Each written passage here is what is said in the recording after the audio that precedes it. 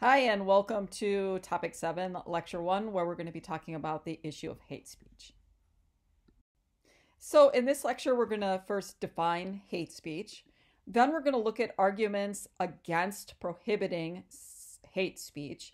And then we'll compare that to the argument in favor of prohibiting hate speech.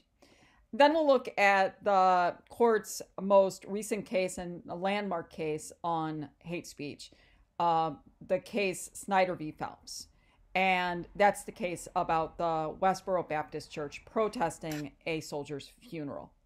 And then this week, you're going to have an opportunity to sort of expand upon the issue of prohibiting speech that can be potentially harmful. And so we'll talk about how what you're learning applies to prohibiting speech that is designed towards misinforming people for political ends. That's disinformation. And that's what your discussion this week is going to revolve around. So let's get started. So up to this point in our discussions about speech and the freedom of expression, the cases that we've dealt with up to this point have revolved around true speech. That is the speech that is dedicated to communicating a political or a social message, right? And so when we were thinking about the flag burning cases or the draft card burning case or the case of the communists and socialists, all of those people were trying to communicate an idea about their political or social beliefs. But what about hate speech? And in a moment, we'll define what we mean by hate speech. So up to this point, we've dealt with cases that deal with true speech, but what about hate speech? Does hate speech fall under the category of true speech? That is, that hate speech is fundamentally trying to communicate a political or social idea and thus deserves First Amendment protection? Or is hate speech that kind of utterance, does it fall outside of First Amendment protections? As we know from prior to spring break, not all speech is given protection by the First Amendment. This week, you'll be reading about fighting speech, speech that is designed to bring about a fight. We know that insightful speech is not protected. Obscenity, libel, slander, those things are not protected. So do you think that hate speech, keep this in mind, does hate speech fall into that category of other speech that doesn't get First Amendment protection? Whether or not hate speech deserves First Amendment protection is a source of disagreement among those who are civil libertarians. That is, those who fight for the civil liberties of individuals. So in a moment, we're going to take a look at that disagreement between civil libertarians about whether or not hate speech deserves protection. But first, let's define what we mean by hate speech. Now, as your textbook talks about, hate speech is markedly different than offensive speech. And we know that offensive speech is protected by the First Amendment. A lot of people might have found the burning of the flag and the communicating that the United States is, a land that plunders other countries, right? A lot of people might have found that to be offensive speech. But as we know, offensive speech does get First Amendment protection. And so offensive speech is regarded as speech that's inappropriate or tasteless comments. That is, that it's speech that offends the standards of appropriateness and of good taste, right? So a lot of people might have thought that, the comments that were being made in Texas v. Johnson about the United States, they might have found that to be offensive. But that kind of speech, offensive speech, does, get First Amendment protection. An example might be like we had the two recent mass murders over the spring break, unfortunately. And, maybe somebody would make a comment after the mass murder, like, hey, shopper, you stopped to get ice cream, chips, and soda. You're going to die anyway. So what does a couple of years difference make, right? Well, that's clearly an offensive comment. But that kind of comment is, protected by the First Amendment. Hate speech is different. Hate speech isn't just an inappropriate or tasteless comment, right? But hate speech is speech that arises from a hostile attitude that a person has or group has towards somebody's innate characteristics. Okay, so it's speech that is, coming forth from a prejudice, a prejudice against somebody's sex, their race, their physical ability, sexual orientation, etc. Okay, and that the speech is targeted at a specific group, intent to hurt or demean that group, right? And so hate speech is different than offensive. Offensive speech is inappropriate, tasteless, and it probably doesn't have the same impact. A lot of times offensive speech can just be sort of like disregarded as like sort of silliness. But hate speech is different, right? Hate speech is a reflection of a group that is hating or hostile towards another group, and oftentimes that's a minority group. And the point of that speech is to specifically hurt or demean that group of people. So hate speech has much more of a consequence within society than does just an inappropriate or a tasteless comment. So let's look at the two perspectives of whether or not hate speech should be protected speech or whether it should fall outside of First Amendment protections. Okay, so there's been a lot of scholarship done on hate speech and whether it should be protected or not. But I'm just pointing to this book, Why We Should Resist Hate Speech with Free Speech and Not Censorship. And this is a book that's written by the former American Civil Liberties Union president, Nadine Strozen, making a case that hate speech should not be prohibited, that it deserves First Amendment protection. So let's look at her argument, and her argument is similar to other arguments that are made about why the hate speech deserves First Amendment protections. Arguments against prohibiting hate speech really embrace a very traditional view of the importance of freedom of speech for democratic society. From this perspective, they regard speech as the most essential component of a democratic society. That speech should be provided the greatest level of protection, and we see that reflected in our jurisprudence on speech. That, as we discussed before spring break, that when government is placing regulations on speech, it receives strict scrutiny. That means that the government has to demonstrate why this regulation is needed, and it has to be related to a compelling interest of the state. And as we know from last week or last studies, that it becomes very difficult to restrict freedom of speech in the United States. And so, this viewpoint about hate speech kind of, it extends that understanding of the importance of speech to hate speech. That since it's the most essential component of the democratic society, that we should not prohibit speech, but that we should engage in the free trade of ideas, the free marketplace of ideas. That's what's best. Now, you're going to see in the article that you're going to read from Emily Bazelon, and also the article about Twitter deplatforming Donald Trump. Those are the two articles you're going to be reading this week for your discussion. You're going to see that, Jack Dorsey from Twitter is all about this perspective, right? That it's really important that viewpoints are out there, even if they're abhorrent or hateful, because we need to be able to counter those viewpoints with speech. And so, hate speech shouldn't be censored from this perspective, because once you start censoring speech, then other speech is going to be censored as well. And their viewpoint is that we should meet hate speech with speech, right? That hate speech should be countered in the free marketplace of ideas. And so rather than censoring it, then we should confront it with other speech, okay? Speech that's challenging hate speech.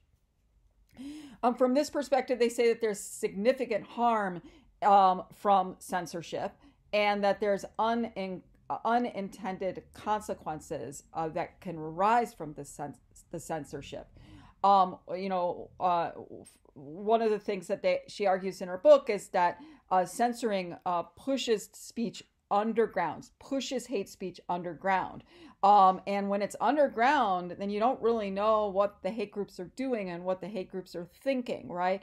And that pushing them underground can actually be a lot more harmful, because then they're able to fester and then burst forth with people not being prepared or aware that that kind of hate is out there. So it's better to have those groups in the light, to know what the group is doing.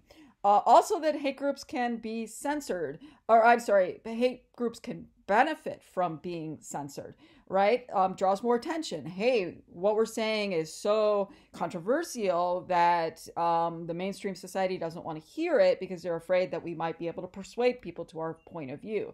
So that there's that unintended consequence of the hate group actually benefiting from that censorship.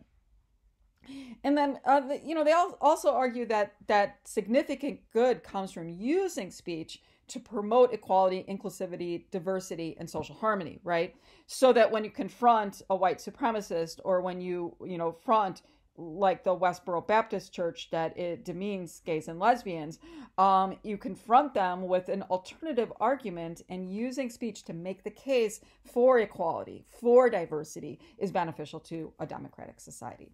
So that's in sort of a nutshell, the viewpoint against prohibiting hate speech. So in a moment, we're going to be reading about the Westboro Baptist case, Snyder v. Phelps. But before we do that, I wanted to show you these pictures, because it's a really good example of why the benefits that can come from not censoring hate speech. And so, that case that we're going to be reading about is about how the Westboro Baptist Church protests military funerals. And we'll talk about why that is in a moment. And so the Westboro Baptist Church is there saying, thank God for one more dead soldier. What motorcycle riders have done to counter that is they create the Patriot Guard riders. And so what they do is that when there's a funeral for a soldier, they'll line the streets with their motorcycles and also with American flags, sort of shielding the mourners from what they view as the abhorrent speech of the Westboro Baptist Church. And then as the mourners come through, and that they'll roar their motorcycles and then block the view with the flags, okay? So it's a good example of meeting speech with speech. It's also a good example of the power of symbolic speech, okay? On the upper hand, that is a picture of the angel action. And so you might be aware of Matthew Shepard was a young man who was killed in part because of his sexual orientation in Laramie, Wyoming. So if you've ever seen the movie or the play that it's based on called The Laramie Project, that's about the death of Matthew Shepard. Well, during his trial, the Westboro Baptist Church was there, saying, thank God for one more gay man being dead, right? And rather than shutting them down, what they did was that these people dressed as angels with these big white wings would surround the Westboro Baptist Church in their protest site, and then raise their wings up, effectively blocking the Westboro Baptist Church from view. Expression, countering expression. So both of those are really kind of cool examples of the power that can come from not shutting down hate speech, because you get an opportunity to have counter speech. Okay, let's look at the other perspective, arguments in favor of prohibiting speech. Again, there's been a lot of scholarship on this, so this is just one example of a book called Must We Defend Nazis? This is a book that's written by Richard Delgado and Gene Stefanik, and they work at the University of Alabama School of Law, and that they reject the conventional wisdom that, that was presented on those last slides, and that speech is so important that it needs to be protected at all costs, even if it's harmful to targeted and harmful to specific groups. And so it's called Must We Defend Nazis, because the American Civil Liberties Union has a long history of actually defending Nazis' rights to protest.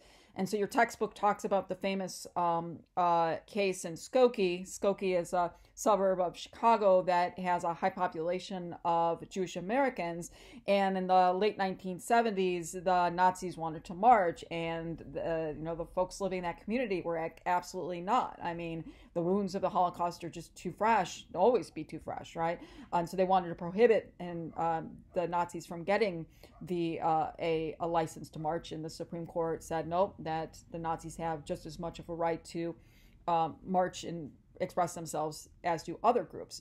And so the ACLU has always been on the side of defending speech broadly. And coming out of Charlottesville, I mean, that in Virginia, where we had the neo-Nazis or the white supremacists that were there, again, the ACLU was on their side. And so this is kind of a reflection of that viewpoint that's kind of has been reinvigorated as the rise of hateful groups are on the stage during the Trump administration.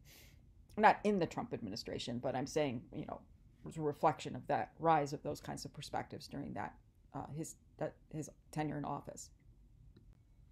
So let's take a look at the arguments in favor of prohibiting hate speech. From this perspective, they challenge the traditional point of view regarding freedom of speech, or they think about it in through a more critical lens. And so, the traditional view is, look, you meet speech with speech, okay? And that assumes that people who are in marginalized groups get the same benefits from free speech as those who are not in marginalized groups, right? And so when you're in a majority group and you are being offended, right, or a hateful speech is coming your way, then you might feel the power and the protection of the state to counter that viewpoint with speech. But it says there, that benefits of free speech are often overstated, especially for minority groups. That African Americans, LGBTQ folks, and other activists of color have a long history of diminished or non-existent speech rights, okay? And so the First Amendment has not always, and really only recently, and probably not as robustly as it needs to, protected the rights of minorities to speak freely, right? And to say, well, meet speech with speech is sort of saying it's not really recognizing sort of the complicated relationship that minority groups have with the First Amendment, because they might not trust it as much because they feel like their viewpoints have not been protected, okay, in terms of protests and those sorts of things. Also, it's kind of asking a person a lot when they're in a minority group and they're subject to hate, right, and demeaning, expressions, for them to stand up in the community, in the marketplace of ideas, and defend against these harmful people, these people that have engaged in true harm, right? And so they just sort of think about it in a much more, see the First Amendment through a much more complicated lens. They also say that hate speech actually causes real harm, right? It's not imaginary. It's just not sort of like those words are making me, I don't like those words. But they point to that when you look at the impact that hate speech has on minority groups in particular, that it causes increases in blood pressure, diminished sense of self-worth, depression, stress, and this is from those who are already feeling marginalized from society. And as we're going to see in the Phelps v. Snyder case, Snyder, who is the father of the fallen soldier, he said that his medical condition was really aggravated from hearing these hateful things, right? So it has a real harm in a way that other types of speech maybe doesn't have. And then the final point that they make is that that those in favor of giving hate speech protection basically say there's this slippery slope argument, right? And the slippery slope argument is that if we prohibit hate speech, what's next? What other kind of speech is going to be censored, right? And before we know it, we'll live in a totalitarian regime where all viewpoints are censored. And they call bullshit, on that argument, okay? They say that, look, we already prohibit certain kinds of speech, libel, slander, harassment, fighting words, death threats, and we're still a democracy. And not only that, but, whoops, click that. Other democracies prohibit hate speech, right? You're going to be reading in the Emily Bazelon article for your discussion this week that European countries, because of their history of hate groups and harm, particularly Germany, they do prohibit hate speech, and yet they're still a democracy. And in fact, some argue that they're a more vibrant democracy than our democracy is. So this is sort of the overview of the contrary perspective, the other perspective. So this brings us to the Supreme Court case, Snyder v. Phelps. Now that we have this background to sort of think critically about whether or not hate speech should deserve First Amendment protection. So Snyder v. Phelps considers whether expressing a hateful message during a public protest is constitutionally protected. Now keep in mind, as I've already said, that not all speech is protected speech. Fighting words, words specifically intended to defame private individuals, that is libel and slander, harassment, etc., are not protected speech. So here we're sort of thinking about, does hate speech fall into those unprotected categories? So let's take a look at the case. All right, Snyder v. Phelps, a case from 2011. This case is about the Westboro Baptist Church, that's the Phelps, Fred Phelps, and the father of Matthew Snyder, who died on the battlefield of Iraq. And so, as your textbook points out with the facts of the case, that Marine Lance Corporal Matthew Snyder of Westminster, Maryland, he died on March 3rd, 2006, while serving in Iraq. When his body was brought home, his funeral was held at the family church, and it was the family local Catholic church in Westminster, Maryland. And it was at this church that was the Westboro Baptist Church decided to stage a protest. Now, let me tell you a little bit about the Westboro Baptist Church, which some of you are probably familiar with, although they haven't been in the news as much, which is, in my personal opinion, a good thing. Well, Fred Phelps, he's the founder of and the leader of the Westboro Baptist Church. He is no longer the leader. He died in 2014, which might have also something to do with the group being sort of out of the spotlight. The motto of the church is repent or perish. And they are a church that subscribes to really hardcore fundamentalist Protestant Christianity, but that they have their main focus is against homosexuality. That when you look at their title of their website, which I'm not going to say, kind of basically sums up where they sort of stand on the issue of homosexuality.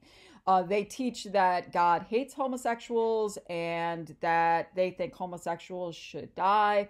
And you might be thinking, well, what the F does this have to do with the military? Because they're protesting in a military funeral. Well, what it has to do with the military is, as we know, the military, starting under the Clinton administration, allows gays and lesbians to serve in the U.S. military. And so the Westboro Baptist Church is like, hey, another dead soldier, right? See, thank God for dead soldiers from the picture there of the Westboro Baptist protester. They're basically seeing God punishing the United States and the military for allowing gays and lesbians to openly serve. They are also opposed to the Catholic Church and what it stands for, and so that they have an anti-Catholic sort of viewpoint as well. So what's this case about? Well, this case is about the Westboro Baptist Church deciding to protest at Marine Lance Corporal Snyder's funeral. They held up signs saying, "Pope in hell," "FAG troops," "God hates you," "Thank God for IEDs," and "Thank God for dead soldiers," okay? And that they've engaged in a lot of protests. They also have a lot of constitutional lawyers. In fact, Fred Phelps' daughter argued the case in front of the Supreme Court, so they know the rules of the game. They alerted the town to their intent to protest. They got a permit. They abided by time, manner, place, laws, okay? They protested.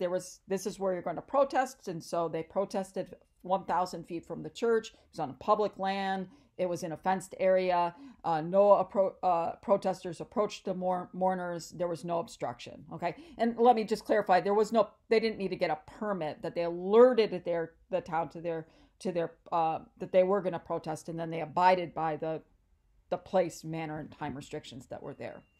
Now, Albert Snyder is the father of the fallen soldier, and he attended the funeral, and that because the protesters were far enough away from the church, he actually didn't see the protesters during the funeral. But he viewed it later on the TV coverage, and he was so upset by what he saw on the TV coverage that he said that caused him severe emotional distress, vomiting, depression, etc. He was very upset by it.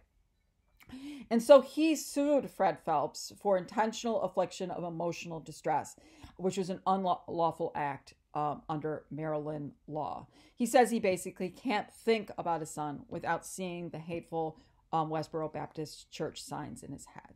So let's take a look at what the question before the court is.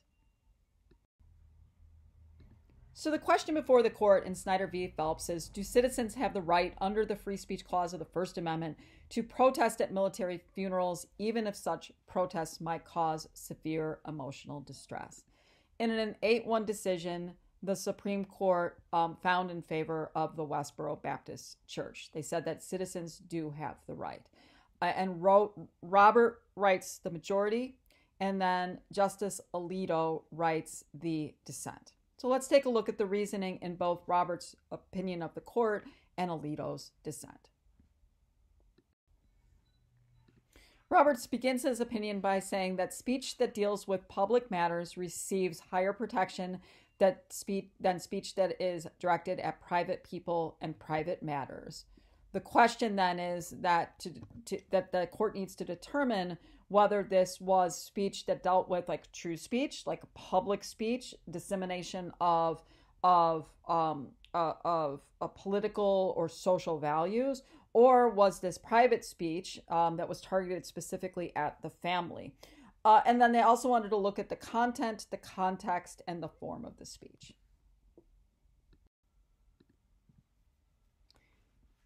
The court initially first finds that the content of the speech dealt with public issues. Basically, they said that Westboro Baptist Church, even though their viewpoints offend a lot of people, that they're trying to communicate a public message that the military should be harmed because they have allowed gays and lesbians to serve. They say that even a sign that says "God hates you" or "Thanks for one more dead soldier," they said that is trying to communicate to the public. It's not targeting a specific individuals. The signs didn't say, "Thank you, God, for the death of Lance Corporal Snyder," right? It was just, "Thanks for another dead soldier." So they said that the content of the speech dealt with public issues and wasn't targeted at a private specific individual. They said the context of the speech was in a traditional public forum. It was in public. It was at a public park. It was next to a public street. And that those kinds of, as it discussed in your textbook, those kinds of traditional public forums get the highest level of speech protection. And that time, manner, place restrictions were all followed. And that they basically had a right to be there. They say if the God Bless America group had a right to be there, then so does Westboro Baptist Church. And so they basically conclude that the form of expression is accepted and protected because it was trying to communicate a broad message that was trying to communicate political or a social value. And they basically said allowing a jury to impose liability is not likely to be neutral, but subjective, and that poses a danger of becoming a tool of suppression, right? And so that suing Westboro Baptist Church is going to be done because people don't like Westboro Baptist Church, and that is a dangerous, slippery slope. He basically says that no mourner was approached, the protest was orderly and peaceful, that such speech cannot be regulated. It's simply because it arouses contempt. That speech that arouses contempt is protected speech. Justice Alito raises some really good points in his dissent, although I don't know if his dissent could be broadly extended to include a prohibition on hate speech. However, he does raise some really good points. He basically says that Snyder is a private person and he has the right to bury his son in privacy. And so that curtailing Westboro Baptist's protests outside of funerals, it's sort of like a special circumstance for Snyder or for Alito, basically saying that protesting outside of a funeral is interfering with a private endeavor, and that private endeavor is maybe more important than Westboro Baptist's right to protest across the street. He also says that Westboro Baptist attacks were not about public policy. They were targeted specifically at Snyder. He argues that they focused on the military and Catholicism, because as I stated, the Westboro Baptist Church is against Catholicism. And so that these weren't general comments, but these were focused on activities that the Snyder family was involved in, the military and having a funeral at a Catholic church. Also that they were suggesting that he was gay through some of the signs. And so not saying Matthew Snyder was gay, but that just, making this connections between the military and God not liking gays, etc., that he argued that that suggestion was targeted at a specific individual. And I think most importantly, Alito says, look, Westboro Baptist Church has many other avenues to protest and express themselves on this matter. Depriving them of protesting outside of a church does not diminish their ability to freely express themselves. They could have protested down at the courthouse, right, or at the city hall. They could have, been well away from the funeral, and that they probably still would have gotten media coverage, and they still would have been freely able to express themselves. But you can sort of see there that Alito's not making a case for like the damaging effect of hate speech and that it should be curtailed or censored. He's talking about it in this very specific instance. So where do you stand? Do you agree with Roberts or Alito as it relates to the Snyder v. Phelps case? In other words, if you were on the court, how would you have ruled in this case? More broadly, which camp are you in? Do you think that hate speech deserves First Amendment protection? And you'll have an opportunity to answer that question on our final exam. Since our discussion is dealing with disinformation, not hate speech, but you'll be able to apply these concepts that you're learning later on in our final exam. Something to keep in mind. Remember when it came to the standards for speech that when we were at times of war, the court was more likely to curtail speech, like protesting against the government, but during times of peace, then the court was like saying, oh, we can have a more liberal protection of speech, right? Less curtailing of speech. Well, should a similar approach be applied to hate speech? So, in other words, should factors such as increasing rates of hate and bias-motivated crime be taken into consideration when evaluating restrictions on speech? Within the last decade, we've had an uptick in the number of hate and bias-motivated crimes in the United States. And that's been coupled with more opportunities to express yourself in terms of hate. And that kind of leads to the next question here, which is it possible to still meet speech with speech in the context of the internet platforms such as 8chan? Right now I'm watching Q Into the Storm, a documentary on HBO, and it was, talking about 4chan and 8chan, which I didn't know a lot about, but oh my goodness gracious, the amount of hate that is on 8chan because it's unregulated is just I'm not surprised, but I didn't know that it rise to that level.